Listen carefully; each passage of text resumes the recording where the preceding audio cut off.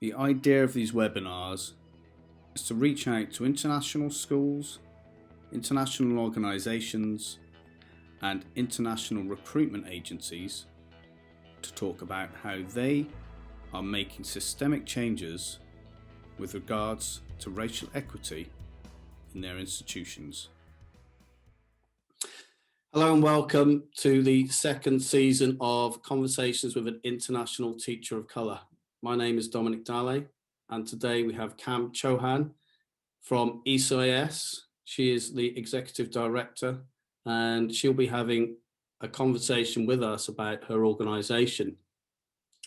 Kam, could you just tell us a little bit about your background, your history, your life, and also your current position in your organisation and the links to DEI? Yes, certainly. Thanks, Don. It's really nice to be invited to this. So a little bit about me. I grew up in Wolverhampton. My father was a bus driver. We're first generation Indians to the UK. So I was born here, although my dad was born in India and my mum was. So I've sort of, negotiated diversity for most part of my life and, barriers and issues that I may have come up against. So it's been an interesting journey. So I started my journey in business. So I worked in business, and one of the companies I worked for was Barbara Cartland. So that was one of my first real exposures to diversity because I was the only brown person that had ever worked for them. They were all middle-aged white gentlemen, but they were really, really wonderful and very kind. But what that taught me was the perspective I brought was very different to what they had.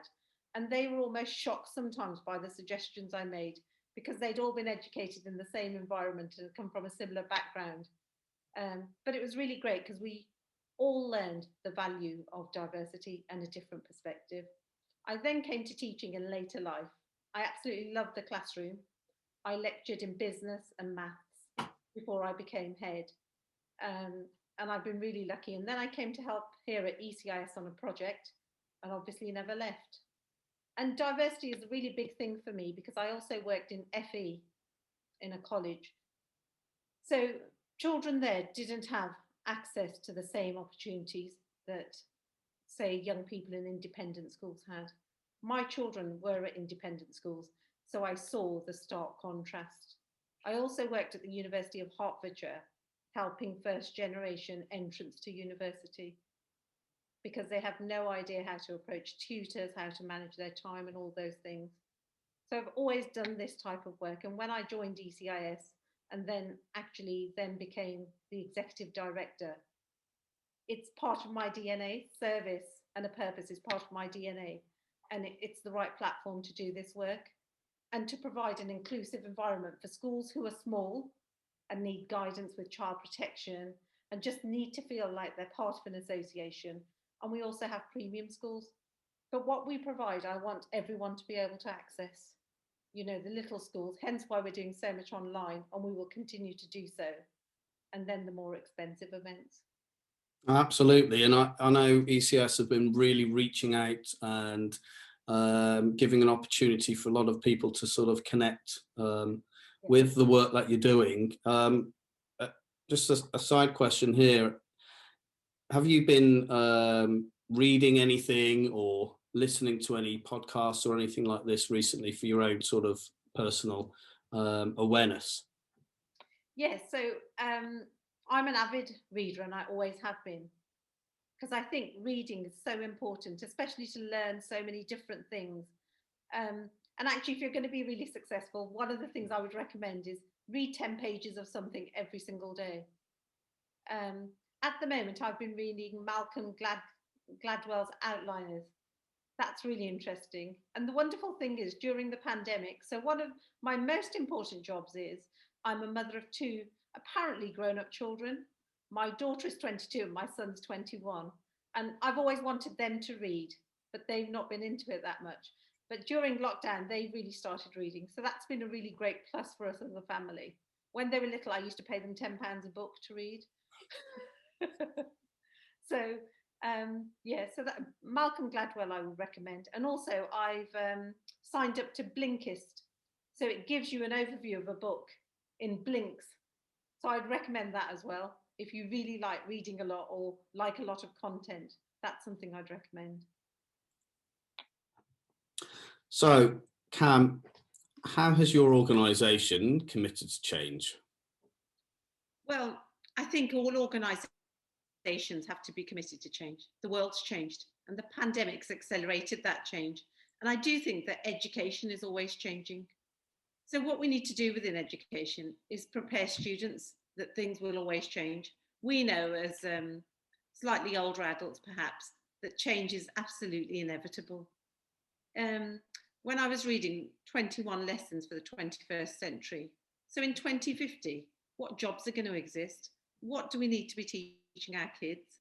So he talks about the 4 C's: critical thinking, communication, collaboration, and creativity. And for me, this change is directly linked to inclusion, because that's the other thing that has to change. On Saturday, I had my niece pop over for dinner, and she started a job in London at a very big firm, one of the really big names. And she said everybody that's there has been to a fee-paying school and has gone to a red brick university in the UK. And she said they all have a very similar view. So why are they not thinking about diversity? Because if they had diversity, it would bring a different look at creativity. And she said it really annoys her because everyone's thinking just the same. So that's still happening in 2021. What about the kids' parents who can't get them into red brick universities? Why aren't they being given those jobs? So that's really got a set to change for me. And the other thing, 3 things that are needed for change is the vision, the energy, and the promise.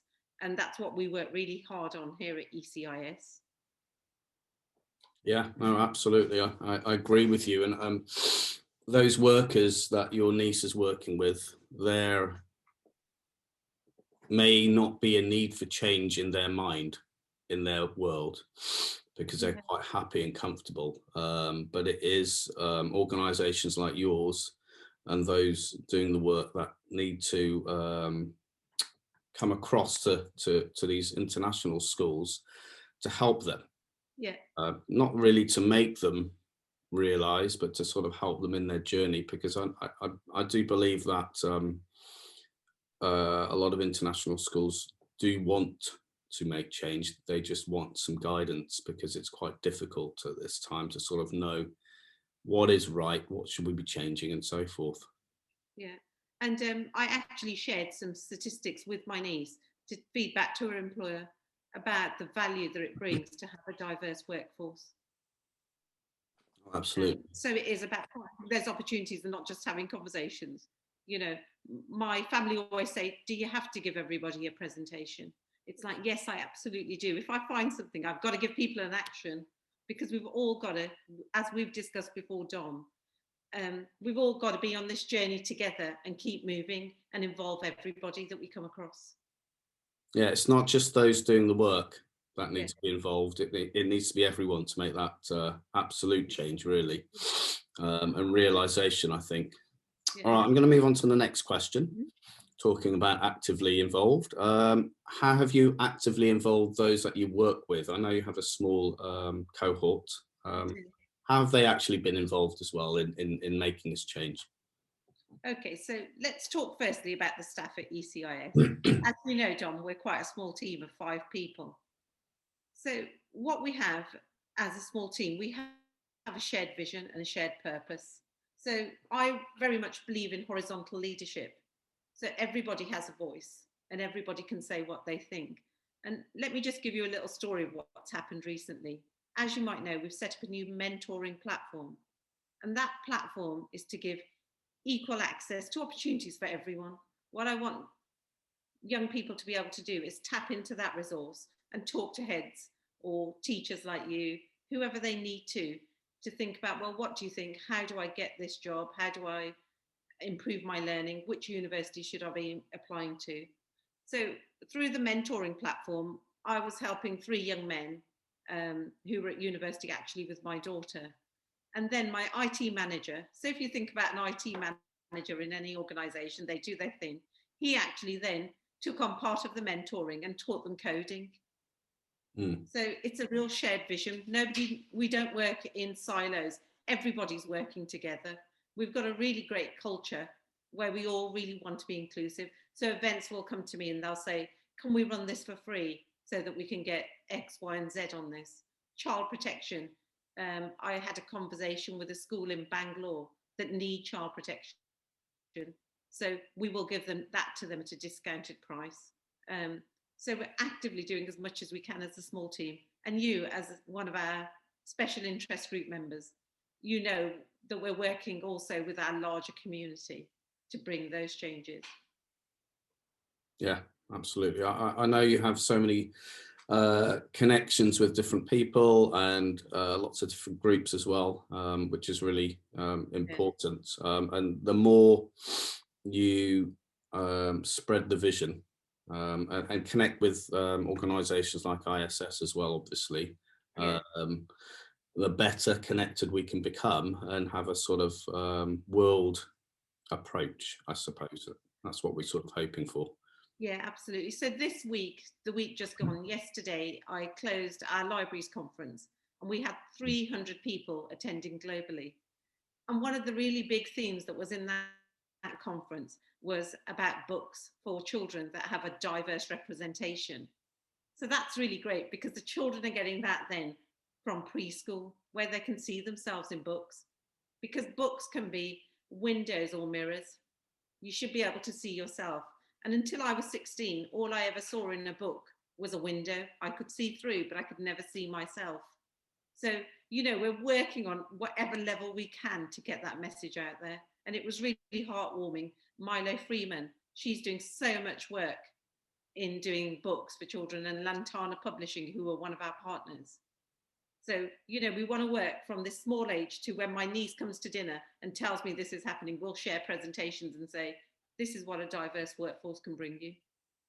Oh, yeah, for sure. My wife's the librarian stroke PYP coordinator at our school, and so she's trying to do a lot of work there as well. And I understand the books are such a massive connection. And we've just, the librarian in the upper school as well is putting together a massive resource for us to sort of share out to our community. So it's so important to have, you talked about partnerships, and so I want to try and link this next question to that. Have you actively involved your clients or the wider community? So anyone who's been involved in conferences and any sort of direct clients? Yeah. So as you know, we don't really have clients. We have a community of over 400 schools that are members with us. So we recently completed our leadership conference, which was about diversity and belonging. So coming out of that, we have a committee of people that are really passionate about this work. But what I want to do, I want to join in the work that's already happening. I think, you know, all the associations, all those people that are really passionate about this, we need to go together. We need to be together in this and bring people. Everybody needs to be involved. And quite a lot of these things I'm on, a lot of the same people are coming. So what we perhaps need to do is start trying to invite somebody in.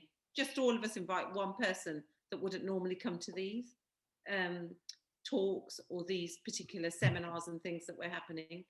So we're involving our wider community as well. Within our special interest groups, when they now run a conference, one of the tracks always has to be linked to diversity. So they can't really run a conference without having that track. So we also work with our schools. We've been doing awards, so we'll do those. And we stay connected with the students. One of my heads, Richard Parker at International School of London, we're going to start doing a student-led SIG. So the SIGs are no longer going to be just led by teachers. The students are going to lead them. And this will be one of the SIGs. So Richard had a really great idea. He said, we can't just have one that deals with everything. So we're going to have different ones. And then they can start that work, because actually they have some really wonderful ideas, creative ideas. And they are the next generation coming up. And you have to give them the opportunity, and something like that. That sounds really exciting. If you don't mind, I might speak to some of my student council about that. See if Yeah, absolutely. Please do. maybe make some Our connections. focus is much more, yeah, it's going to shift onto the students, because the other thing, coming back to change, what needs to change is teaching is no longer about tell. That happened when teaching first happened and there was not access to information. Everybody can now access whatever information they like via the internet very, very quickly. So now it's more, we need to show them, or we need to guide them, say, well, what information do you need? What's important to you? We've completely got to move away from tell. And they will show us what they want and what they think. And we need to be much more student focused and student centered. Yeah, they need to guide us. Yeah, They exactly. will Show guide us. us if we allow them. Yeah. Absolutely. And we just have a framework to which to work from. Yeah, that's so true. The students in my school are working with an organisation called UTCI, and they recently put together a webinar for our schools across our campuses to focus on UTCI's pillars. They have pillars which they're working with, and so that's something I can talk to you about. That'd be great. Do share that. And so how that's sort of connected with what you're doing sounds really interesting. So I'm assuming you've created goals and a pathway for how you're going to sort of go forward, because a lot of the things you've talked about here connect, and you have a lot of good ideas, and you are working with different organizations. How have you created these goals or a pathway, and how did you get to those sort of ideas? Did you actually have a committee or a few of you talking about these, or did you involve as many people like the SIG groups and so forth to come up with these? Yeah. So at the moment, the board and and the staff have worked on ECIS values. But what we're going to do is share them with our membership through a survey. And I'll also be bringing them to our SIG meeting. We're having our annual SIG meeting within the next few days. They'll also then be shared with students. So we haven't involved outside consultants, because all our community know what we need. We want to have a shared vision and a shared purpose. A purpose is so important for students. So we'll be looking to our community to galvanise those. So we're going a little bit more bottom up. So if students say, actually, that value is just a given, that shouldn't even be a value, we're going to listen and we're going to do it that way. The other thing we're keen to do at ECIS, we're going to review and reflect. We're not just going to say, this is it and this is where we go. We'll review, reflect, and we'll continue to implement changes, because coming back to your first question, change needs to continuously happen. It's got to be it's got to keep moving with what is happening in the world and what is current. And we're also going to involve educators. We want, the teachers in classrooms to have that voice, because they're the people that are seeing students every day. They're working with them and they're seeing what's needed. So that's one of the things we're going to do.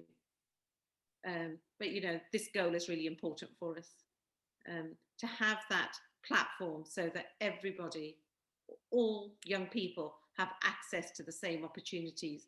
We've got to change that. Actually, I was talking to this yesterday. I was talking to my daughter about this. So I've always helped young people with CVs and getting jobs. In fact, somebody asked me about getting a job when I was dealing with that yesterday. And I said to her, it's taken me until 50 to realise there's only a certain number I can help. But luckily, being at ECIS now gives me that platform to bring some systemic change, so that when heads or HR people are looking at CVs, they're not just throwing them out because they've got a spelling mistake, or it's an unusual name, or they're not quite sure of what school or university they went to. What we're saying, and we're running inclusive recruitment courses, think about the story. Has this candidate had those opportunities? Think about the story and then think about diversity. Do you want to bring some different thought processes to your organisation, which always enhance, how well the organisation is doing? Talking about that, I mean, I just saw something, just reminded me of something that was posted this morning on Facebook. I don't know where it is now. It was something like, don't judge me for the choices I've made because you don't know the journey I've had to take. Yeah, that's exactly it. And in fact, can you send that to me when you do find it? I Because will do. you know, my son's a really big mathematician. We all love maths, just to be clear. We all like maths here because I used to lecture in maths, and he was in a further maths set with 8 boys when he was at school, and their parents had all been to Edinburgh University, Durham University, really elite universities. And obviously my dad was a bus driver, and I've been to the University of Hertfordshire, and so has my husband. And I said to Arma, isn't that a great journey? You know, that's where you are because of the progress we made, and we got chances even though we'd been to the University of Hertfordshire and not to Durham University. Another quote as well. These are from 2 family members posting things on Facebook. They said something about don't be embarrassed of the jobs that your parents did. Yeah. You know, I'm proud of what my parents did. absolutely. Absolutely. And I Yeah. think, you know, our parents built a foundation for us and our own family so that we can work on. And it may have been harder for people of colour in particular in this country, but we've got to sort of move forward so that we can sort of build a better future for our own children and others as well. And my children are really proud of that. They will openly say, you know, that our granddads were a bus driver and one worked in a foundry. And you know, and Arma was saying that one of the young people that he worked with, who's at his school, one of his granddads was a university professor. And I said, and look, and you're now on the same platform. You've got now access to those opportunities. Oh, absolutely. And I think that's what this is all about at the end of the day. It's not about us. It is about our children and the children that we are doing all of this for, so that we can have a more inclusive and equitable society. Yeah. That's what we hope, and we hope that everybody will come aboard and join us on this journey. I think it's more than a hope though. I really honestly believe we will get there. I think there's such a movement, and I think young people are such a wonderful asset because they're already moving ahead. They don't want to be wasteful. They want to treat everyone the same. So I really hope in our lifetime we will see those changes, and I really believe we will. I agree. I believe in this, and the momentum's still there. I thought it was lost, but I don't think it is. I think it's now coming up and building again. So, Kam, thank you so much for your involvement in this and the conversation we had. I think it was very fruitful and really sort of led to different lens on what we've been trying to sort of do here. Yeah, amazing. And I really hope we connect again. Well, I know we'll connect again soon. So thanks again. Thanks, Tom. I'm sure we'll work together and continue to do so. And thanks for the opportunity. And I'm really grateful for the work you're doing. Take care. Thank you.